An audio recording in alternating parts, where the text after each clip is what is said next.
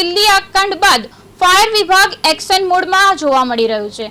જામનગર મહાનગરપાલિકા ફાયર વિભાગ દ્વારા ફાયર એનઓસી અને બીયુ પરમિશન વિના ચાલતા હોટેલ, રેસ્ટોરન્ટ અને અન્ય વેપારી એકમો સામે સઘન ચેકિંગ અભિયાન હાથ ધરવામાં આવ્યું છે। વિભાગે છેલ્લા 1 મહિનામાં નિયમોનું ઉલ્લંઘન કરતી 30 થી વધુ હોટેલો અને રેસ્ટોરન્ટને સીલ કરી છે, જ્યારે માત્ર છેલ્લા 3 દિવસમાં જ 15 જેટલા એકમો સામે કાર્યવાહી કરવામાં આવી છે। ફાયર સેફટીના નિયમોનું પાલન ન કરનાર એકમોને પ્રથમ નોટિસ આપવામાં આવે છે અને ત્યારબાદ પણ નિયમોનું પાલન ન થાય તો સીલિંગની કાર્યવાહી હાથ ધરવામાં આવે છે। ફાયર વિભાગે સંચાલકોને તાત્કાલિક જરૂરી મંજૂરીઓ મેળવવા અપીલ કરી છે અને જાહેર સુરક્ષા સાથે કોઈ પણ પ્રકારનું સમાધાન નહીં કરવામાં આવે તેવી સ્પષ્ટ ચેતવણી આપી છે।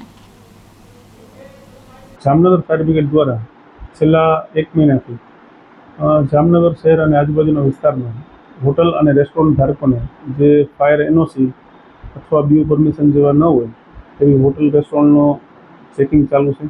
એ ચેકિંગ દરમિયાન હોટલ રેસ્ટોરન્ટમાં જે આ એનઓસી અથવા બીયુની ક્ષતિઓ જણાય છે તો એવી હોટલોને કડકથી કડક પગલાં ભરી અને સીલ પણ કરવામાં આવી રહ્યા છે।